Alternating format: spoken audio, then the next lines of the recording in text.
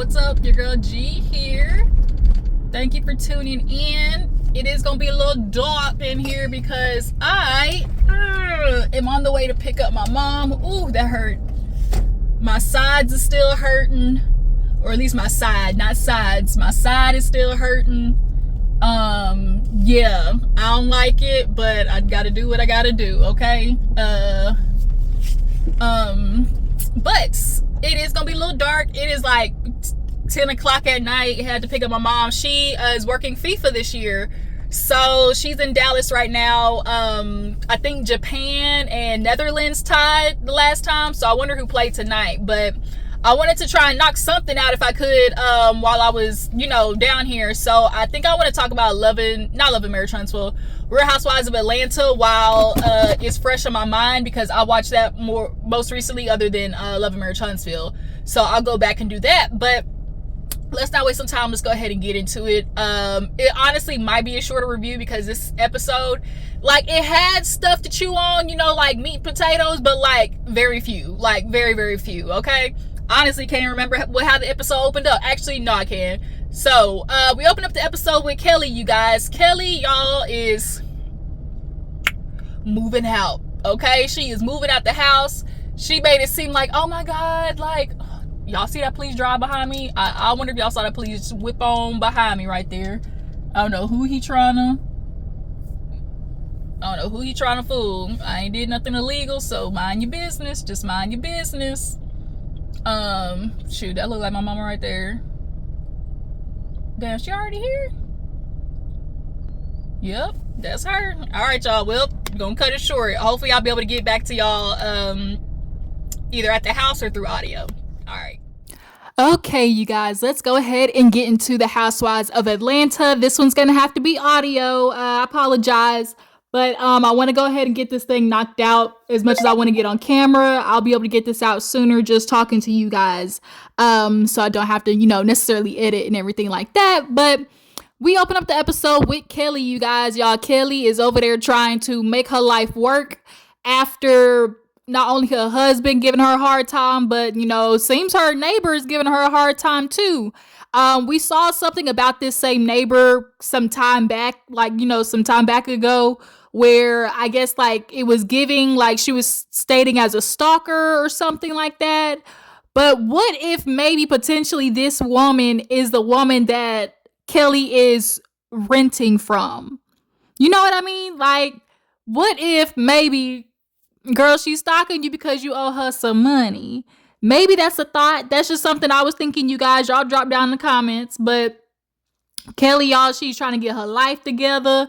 She's trying to, pull her, what's love got to do with it? I'm leaving, and, I'm going to create a life of my own, right? So she pick up her stuff and cha-cha, and she go and shuffle it all over there to another townhouse, and Shamea opened the door. Shamea basically is like, girl, I bought an investment property, way back when, and it's just sitting there, so, it's yours.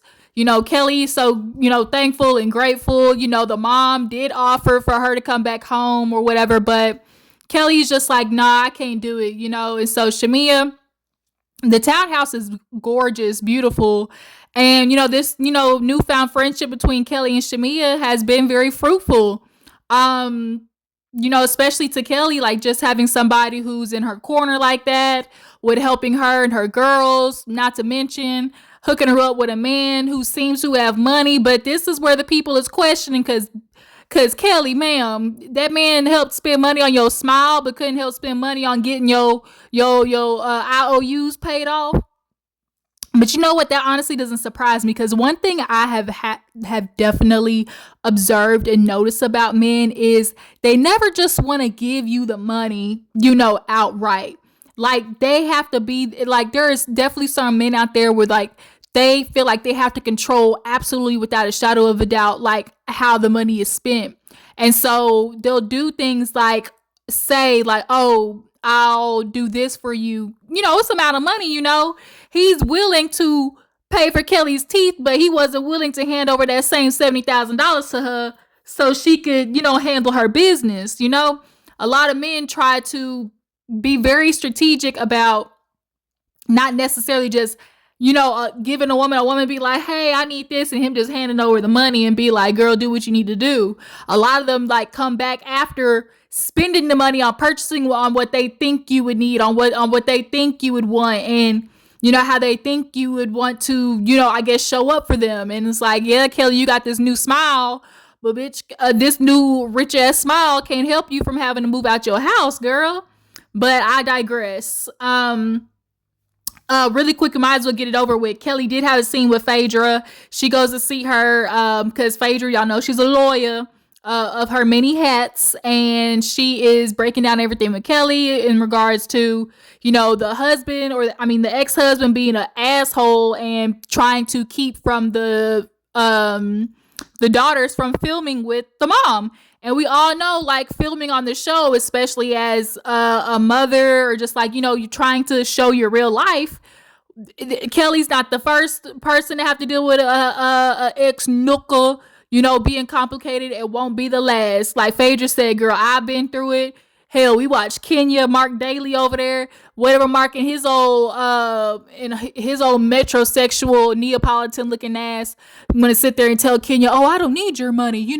Whatever I built it, once, and I'll do it all over again. Like, I would never ask you for anything because I built my own stuff. And then sure enough, after that divorce, what did Mark get to doing? Asking for money, right? These niggas is out here looking for purses to dip their hand in, ladies. Gots to be more careful, okay? But in the midst of talking to Phaedra, she reveals to Kelly that she is going to, handle her case pro bono. And Kelly's just super thankful, she just is like, having women who are willing to support me, who understand the struggle that I'm going through, has just been, very humbling and things like that. Seeing what Phaedra can do as whatever lawyer, credentials that she got and whatnot. If she can't help Kelly with getting child support and stuff like that, then so be it. Get it, girl. But moving on, we have a scene with Kelly and Pinky. Pinky gets off the phone, I guess, with a business person. K. Michelle walks in, and Pinky's hanging up the phone or whatever. She's like, yeah, girl, it seems like you all business. She was like, yeah. She said, bitch, $9,000 came out of my account. And I didn't know what it was for. And she was like, well, what's it for? She was like, oh, the restaurant or whatever. Like I said, I couldn't wake up and be like, $9K missing from my shit. The way I be hearing stories of people just waking up and money just be disappearing and it be thousands, okay? Thousands upon thousands. No, okay? I could not imagine. I could only imagine. The fuck? I think not. But yeah, so Pinky's just catching up with K. Michelle. They are Delta sisters, if I'm not mistaken. And K. Michelle basically just kind of like, discussing how it's been since coming back from Dallas, and all the ladies trying to get together and just, be copacetic with each other, K. Michelle starts talking about Shamea and says that, her and Shamea have been doing, building their relationship. And she was like, everything was so cool. We went out to the club. Mama Morton was out. Shamea and her mama was out there, thotting and bopping together. The old Christian ladies, they, what's they say? Once a sinner, a saint, like, or something like that. And it's like, girl, yeah, you might have been a sinner. You a saint right now, but bitch, you was sinning back in the day, okay? How do you think Porsha and your daughter come to figure out how to go out here and shake them big old booties they got out here? And things is getting real messy and sticky between the two of them, with the mamas coming up and everything, and just the madness and whatnot. But nonetheless, K. Michelle was like, yeah, me and Shamea were having such a good time. And then all of a sudden, she just kind of like, basically blurts out to me, like, I hope you're loyal to me because everybody else is telling me, like, basically not to be your friend. And so K. Michelle was in the confessional like, you know what? I don't give a dang about who tells you anything about me and they candy-coated clique. And so it's very obvious that K. Michelle is referring to... Oops, sorry y'all. That was my doctor appointment notification. But it's very clear that K. Michelle is, taking notice that, like, I'm gonna imagine that you're talking about Toya and Rashida. Toya, Rashida, K. Michelle, Tiny, that whole little Atlanta group over there, they ride for each other. And so basically Shamea actually too as well, I think, did like a little interview with Carlos or something like that. And she basically was talking about how she says like K. Michelle turned it into something like worse than what it was. She basically was just trying to say like, girl, it's almost giving Shimmy is like, I'm choosing you because I'm going out on a ledge here to be friends with you. So please don't make me look stupid. That's basically what it was given. Like, bitch, please don't make me look stupid for being your friend because I got so many people, telling me not to do it. It's like a little bit of that, but also like a little bit of, I guess, trying to almost like put in K. Michelle's hand, just how much she is willing to be her friend and or just looking for that, that validation back. Because it's like, okay, like I said, I've been having people tell me that's not it. And then it's like, you're not who I should be hanging out with or be safe or, da da da da. And, I am hoping that obviously through us filming and being, having to be around each other, that it'll be copacetic. And like I said, like Shamea doesn't want to look stupid. But now K. Michelle was like, I went in the car and I cried. And I was like, what? K. Michelle? I have come to, it's not that I have come to realize. This is something I realized a while ago.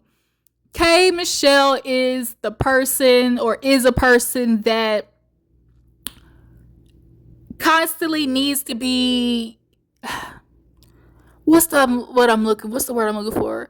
Constantly needs to be in a battle with someone of how she was done wrong. Like, you get what I'm saying? Cause like, girl, you go into the car and crying over her saying some shit like that. Them bitches don't got nothing on you. Like, you're on the Real Housewives of Atlanta shit. Rashida about to be out of a job anyways. So, K. Michelle, you shouldn't even be like, tripping off of them girls. Cause they barely making it, and the shit that's going to Rashida house with her daughter and all that mess. Like, girl, K. Michelle, you is blowing way past them bitches. Okay, so like, to be crying over it, I don't know. I just found that so crazy to me, you guys.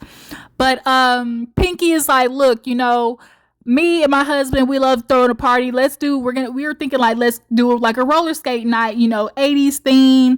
Just have all the girls get together and like, let's finally have fun. Like, let's finally, just do something cool and not be beefing with each other, So after that, we see a scene with Angela and her brother, actually. They go to the park with Angela and her daughter, and they're just kind of, talking to each other. She's speaking about how her and her brother are super close, and it's just been hard for them after Angela's mother has unfortunately passed away. That is a pain that I could imagine is unlike any other. For people who still have their parents, for myself, just super blessed to still have parents in your lives. When that day comes, like, I know it's gonna break me, and that's like the hardest thing about passing away, about death in essence. Hopefully that doesn't strike me, but give me a strike. But like, that's the thing, is like, it's so permanent, and it's so, there's no bargaining with it. There's no bargaining with the afterlife. Once somebody's gone, they're gone, and so that shit scares me every damn day, of just like what it is to lose a family member or whatever. Like, it scares me every fucking day. Y'all have no idea. I call it like doomsday anxiety, because I am somebody who hasn't lost a family member yet, like super close to them. And so because I haven't experienced that yet, like, I dread knowing that it's coming. But it's like, also, I don't know when it's coming, right? So it's like, you just got to live life and understand that you aren't in control, And so that's something my therapist is like, don't drive yourself crazy thinking about something you'll never be able to control, But back to Angela, she just was like, some days I'm good. I'll go days without thinking about it. Then it's like right after that, I'm going, 2 more days just crying. Like, I can't stop crying. And her daughter, y'all know the oldest, she went off and got married, y'all. She's a whole lesbian. We got a whole lesbian over there by Angela Oakley, and she's saying that she wants her daughter to tell the kids that she should be the one to tell them that she's married. So if y'all didn't hear or see or whatever, the daughter, she, I guess, went out on social media, basically was like, my mom has always been supportive. There's me. She said, allegedly, I guess her and the girl been together 10 years now.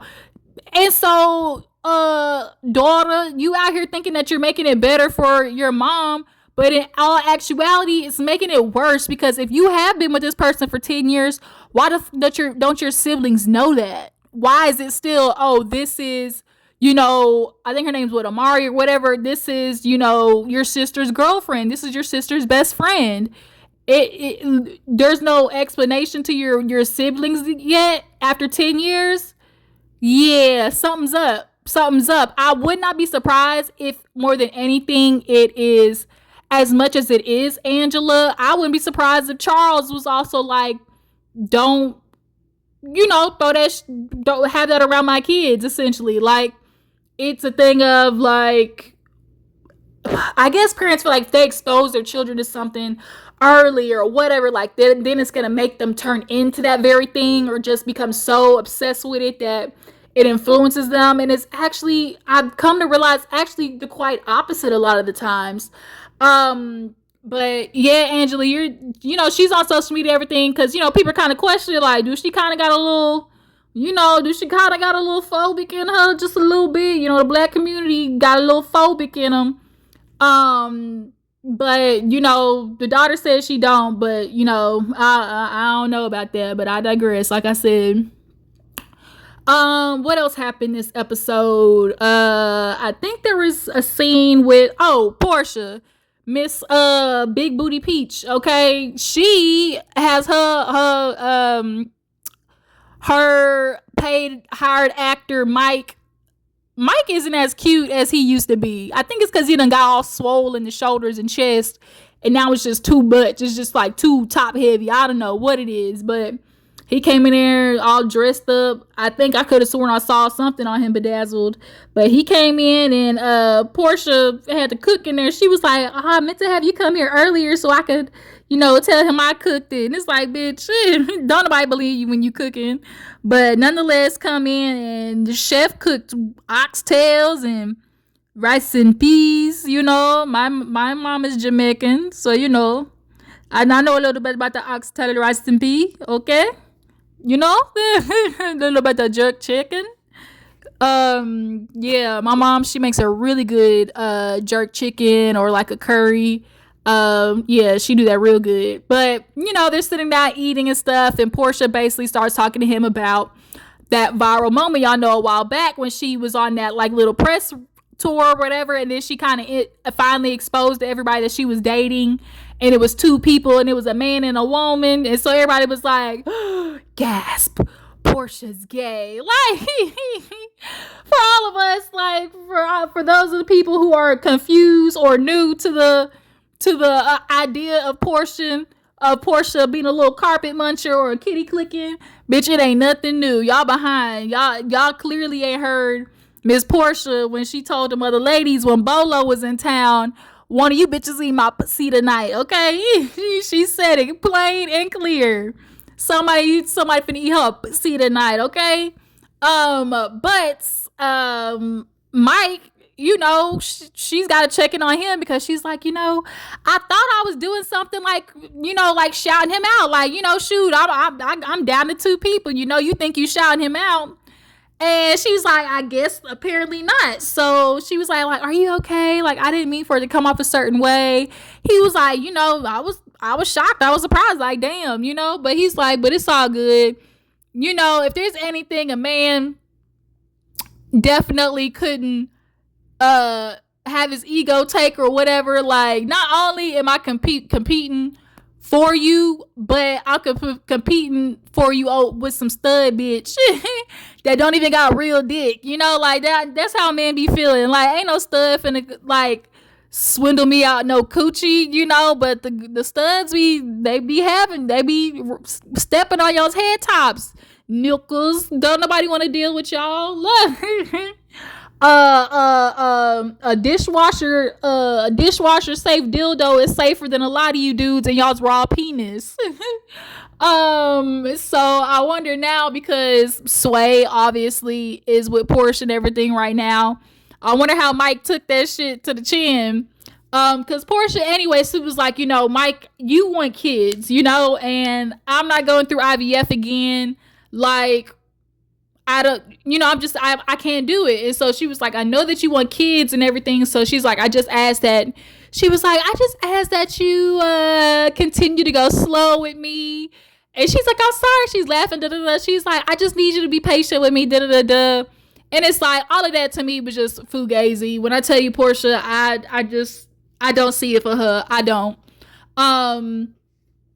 So what else happened? I think it's finally the party time for the skate party. Everybody shows up. It is super nice, super cute. Got the 80s theme going. Who was it? Angela, I think, should really last. They had like a little food truck. Everybody's out there talking, chit chatting. Somehow, some dude got invited there by Pinky for Drew. I guess she was trying to be a hype man or a wingman or whatever. Kind of find out this dude is an ex of Nene's. And so Nene posted online talking about, oh, somebody want my leftovers. They weren't even good anyways. And it's like, like, bitch, ain't nobody ask you. Ain't nobody ask you for all that. Like, do y'all think this is like them trying to worm Nene back on to Real Housewives of Atlanta? I hope it ain't. I hope it's not. This is not how y'all really finna just try to slide Nene in over some like fake beef over some nigga that don't nobody want, And he sure was peeping and hovering to make sure he got his little bit of 2 minutes of camera time. So Angela Oakley finally shows up. Throughout the whole day, the ladies were giving her, condolences and flowers and things like that. If I'm not mistaken, I feel like it was Shamea that pulled out a picture frame for Angela, if I'm not mistaken. I think I heard somebody say Porsha, but I could have sworn it was Shamea. But nonetheless, all the ladies were there for Angela. She was super appreciative. They get all, ready to go. It's like, it's just a determination that everybody's like, shoot, tonight we're going to forget about it. We're going to help our girl Angela not be, in such a depressed mood. So the party was lit, super dope. Everybody in their little Soul Train line that they did, everybody went. It actually was a genuinely like good scene for, the girls, especially with how much they've been beefing. So we do see Cynthia talking to Shamea. Oh shit, I forgot about the two conversations that was messy as all get out and so forced and such a farce, and is only implementing me more to hate Drew, or dislike Drew rather. So Shamea goes over there to see Cynthia, right? I guess, Cynthia wants to check in with Shamea because she's like, after Dallas, like, I was just kind of like real shocked that I was getting that kind of like, heat from Shamea. And so she's like, I just want to check in with her. So they sit down at the back of Lake Bailey, and, Cynthia's just checking in on her. And, Shamea's letting her know about how she's been struggling with Gerald and, the whole IVF thing. And this is the last boy embryo. So she's worried about that taking. And so Cynthia's like, oh, she's like, I guess with you being so stressed, she was like, would it be fair to say that, maybe this is why you're kind of like, in Dallas, you were kind of like, real, rowdy with the girls. I love the way Shamea was like, immediately, no. She was like, no, they deserved it. Because, bitch, they was dogging me, so I'm going to dog them right back. Like, I love that Shamea was like, no, don't you even try to do it. And Cynthia's really like, girl, you pissing me off too, because you're playing this mediator, but not really mediator, because you're on Team Porsha clearly at this moment. So between Cynthia and Drew really just trying to drive home this Porsha, and Shamea they both trying to start this shit up for real, for real. So Shamea gets asked by Cynthia. She was like, I just really want you and Porsha to just get things together. I know I heard that, there was a bit of a text exchange between you guys. And Shamea immediately said, I'm not going to discuss that. Just know, like, it was, a nasty back and forth. She discussed my marriage. And, I just, that's where I draw the line. Shamea has been doing a very good job of like nipping that shit in the bud and pointing out how she notices how Angela and Drew are very much constantly bringing up Porsha. The girls are trying to get the shit started up once again. That's just the long and short of it. And so Cynthia's like, you know what, like, because you and Porsha have history, you know, I'm just gonna kind of like basically I'ma mind my business. All right. My name Bennett, I ain't in it. So at the same time that's happening, there's a scene with Drew inviting the girls over. Angela, Phaedra, Porsha, who else was there? I think that was it. And they're over at Drew's for a nice little charcuterie party. And Phaedra made me laugh because she was like, oh yeah, I invited K Michelle. And everybody looked like, huh? And she was like, oh, I'm just playing. Drew's about to say, no, bitch. Like, so they're all at the table, and I guess they're all giving each other the lowdown on what's been going on, you know, and everything like that. So Phaedra tells the girls about how she's helping Kelly with the divorce. And Cynthia talks about how she met with Shamea and was like, you know, I met with Shamea just to kind of like check in on her. And she was discussing how she was going through so much with Gerald. And, you know, I asked her if that maybe was why she was kind of like off with you guys. And she was like, no. She was like, absolutely not, you know. And then I brought up the text message exchange, and, you know, but Cynthia, she really tried to turn it into how Shamea brought up the text message exchange. It was not only that Cynthia did, Drew on top of that damn near put 20 on 10 because she was like, oh yeah, I was having a talk. It wasn't like no messy. It was just me, K Michelle, and Shamea trying to work everything out. You know, I had brought up to her and basically like told her, or she was like, when she was talking to me about Porsha, I basically was like, you know, how did when they did the flashback, basically Drew was like, I don't have no problem with you, like I don't get, you know, there's nothing to worry about at this point, so, you know, let's move on. At no point in that conversation between Drew and Shamea did Shamea initiate the conversation about Porsha or just dump on Porsha, like for these girls to be running back to her. So now Porsha's feeling like, well damn, like, you know, well shoot, I need to be getting paid for how many times my name is being mentioned. And it's like, when they watch this shit back and at the reunion, that if they don't get called out for them trying to stir some shit up, I'm gonna be pissed, because it's very obvious that is what is happening. Because producers, y'all are doing playbacks of shit that they really aren't proving a goddamn thing. About Shamea trying to rile up the whole beef between her and Porsha. And Porsha, as much as she's doing this shit where she's like getting up and walking out when the girls are talking about Shamea, I don't buy none of it, because at the end of the day, y'all behind, you know, the scenes could definitely much still be talking about Shamea. And it's very obvious Porsha's not doing, you know, the footwork, but the other ladies are. Drew, Angela, Cynthia, they're doing the footwork of Porsha with Shamea. Like, it's so obvious. But speaking of Porsha, we get to the end of the episode, y'all. Dennis roll up over there with his, you know, half scraggly beard, and he does some bullshit of taking the ring that he basically had for Porsha, and he brings it to her, and she's like, the fuck, like, what are you here with that for? And he was like, you know, because at the end of the day, like, you know, I can't be waiting on you. I ain't waiting on you, Porsha. She was like, waiting on me. She's like, boy, this is why, like, you are the trauma and the drama, you know. She, because before that, they were talking about, Dennis was like, look, P, you know, like, you moving too fast, whatever. He was like, I knew that shit with Simon wasn't gonna work. And so she's like, rude, you know.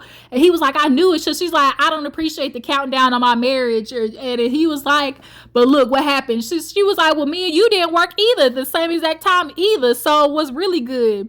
So he was like, Porsha, I was intentional with you. She was like, no, I was intentional with you.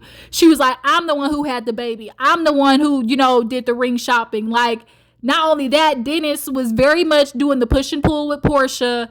Like, we all saw the toxic behavior, you know. And then you throw Dennis coming over to the house and trying to be real manipulative of, like, giving her the ring. She opened up the box and she's like, what the fuck is this? And he was like, I'm giving you the ring back. She was like, no, like, I didn't even know you still had that shit. Like, you have no reason to bring it here to me. Like, you're just being mean. Like, get out, whatever. And, you know, he gets out the house with that big ass iron door that she don't got a doorbell for. And she starts crying.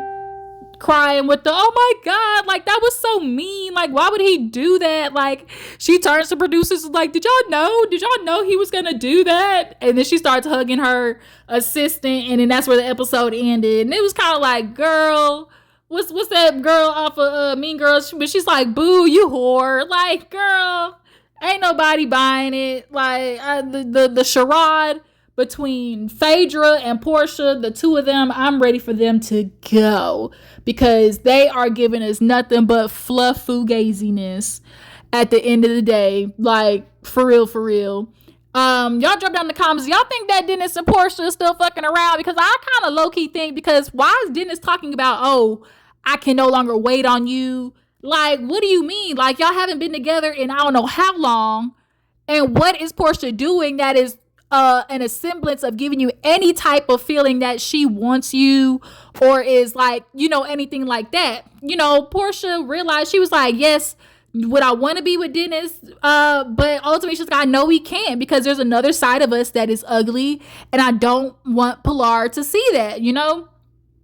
And finally, for the first time, Porsha made some goddamn sense, because the truth is, I mean, I don't like Dennis either, but Dennis was right in the fact of like, okay, you brought Simon into your daughter's life hella quick and didn't even consider if it not worked or whatever, just because you wanted to be, you know, the queen to be. She's your queen to be, Princess of Nairobi, you know?